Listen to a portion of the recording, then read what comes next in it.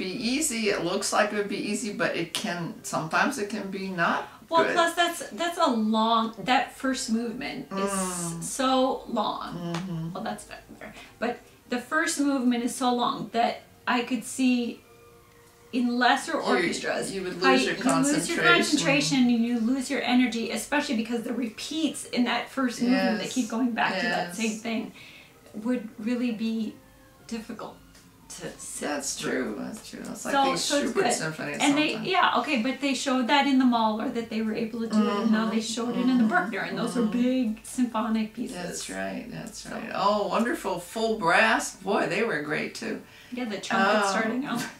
And yeah, all of it. It's just a joy to listen to that. Yeah, even the horns were good. Yes, they all are good.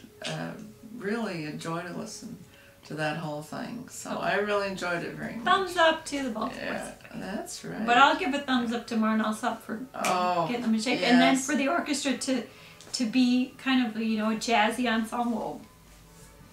They're cool together. Okay, yeah. I was thinking that woman that talked to us at that little reception, she works in the office, marketing. Okay, she said the man that runs it, the manager or something, Paul. is really good, but he can't make the orchestra play. He can do all the business and drum up business and have great ideas, but she's the one that's making the orchestra play together and to get that enthusiasm so that when another conductor comes they don't lose it, which is what happens like in the National Symphony too. No, they can play all right for some, and then some other one comes and they fall apart. But here I think that the togetherness is enough that they won't lose that when other people come, because she really has that really showed up this year. Listen. Because I remember last year when we saw John Adams and he did, what did he do, Mozart or something?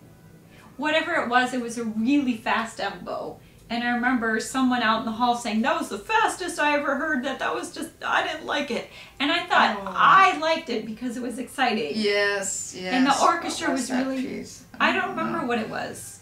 It was something well known. Anyway, you know. Well, it was either a Mozart or a Schubert. No. Oh, must have been. I thought it was a Mozart thing. But Mendelssohn? yeah, Maybe it's Mendelssohn. Mendelssohn 4? I don't know, but it was there's really nothing fast. wrong with being fast when it's together and lively. Well, and I thought it was together, and I liked it. Yeah. The white-haired lady patron didn't, but I did. Yeah. Okay. You're the future. I'm the future. Yeah. No, but that brings up another good thing that the orchestra is doing, which is also thanks to Marin Alsop, is that Orchestra Kids. Yes. I think that's a great program. Starting bringing the little, into the inner city schools, especially. Yeah. And how they're going to build it from one year to the and next. Then the older kids will mentor. Yes, that is just And they're wonderful. basing it on the Venezuelan thing. I know it. And you said that Brian auditioned for them when we lived down there? Yeah, he could have played in that, but we lived too far away. Because it was in Caracas? Yes, it was in Caracas. He went to Caracas and played Mozart Third Horn Concerto. That's what he was playing then. That's pretty amazing. He picked it up and did well. In Quebec, he went to the conservatory and all that. So, anyway, that's music runs in our family. Well, and music runs in families. It's interesting how Venezuela, out of the blue, started all this music too. I don't know why they did.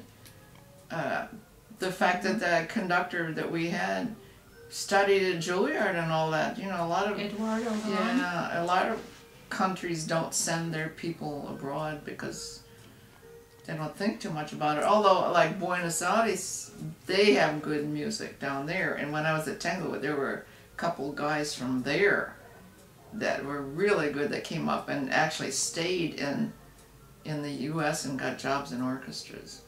Now, in this one, it's funny, but it's not. He was so good looking. He looked like Clark Gable, but he was about 5 feet tall.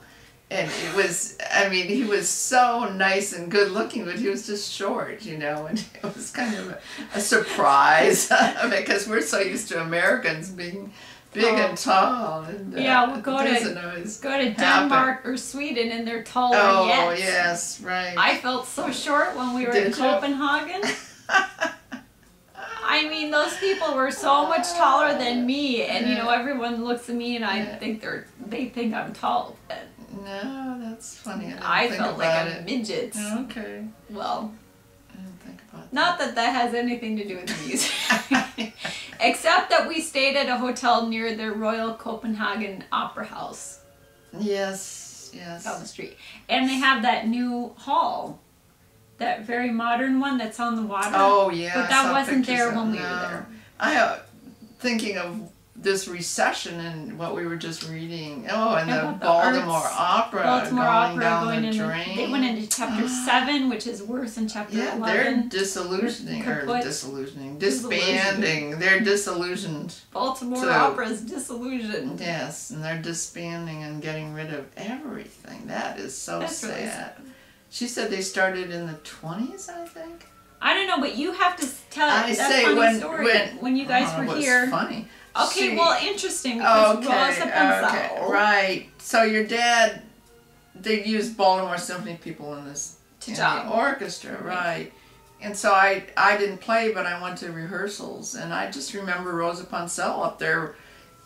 Directing the people and the music, not as the conductor, but as the director of the whole thing. And it was very impressive because I was impressed with her, you know, and I don't know if I knew that much about who she was as I did later, but the fact that that was her baby, that opera, I think it was Madame Butterfly that they were doing that time. But she was there, just completely involved in that and growing that orchestra, growing that opera. Big famous singer that came out of that is James Morris. The Baltimore? Yes. Is that right? And he studied with Rosa Ponselle when he was like 18, 19, 20 or something. Wow. What a shame. So it's a sad thing, and oddly enough, we never got a chance to go to a production. No, I know it. Now we'll end up. I wonder if they're going to have the Met high definition there. Well, they'll have to do something with the hall. They can't. I don't know. Well, they'll rent the hall out. Is that only opera? Were they only using it for operas or the concerts? I don't know. We did see one thing. We saw The Medium. Do you remember? Them? Yes. What that was the and they used to have an apprenticeship program too. Remember? Henry, the director? Yes. Henry. Yes. And we went and saw the little Japanese girl that I knew. Oh, you did? I didn't. Yeah, I did. Okay. You said we. Well, we went to it. We saw, she sang Selena, and Henry was the director.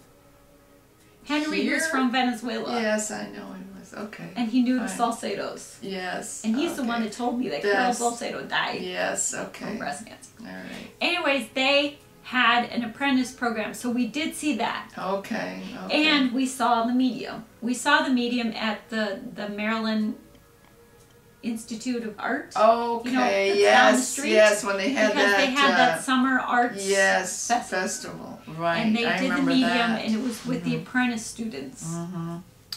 Gee, and there's another one gone down then, no more.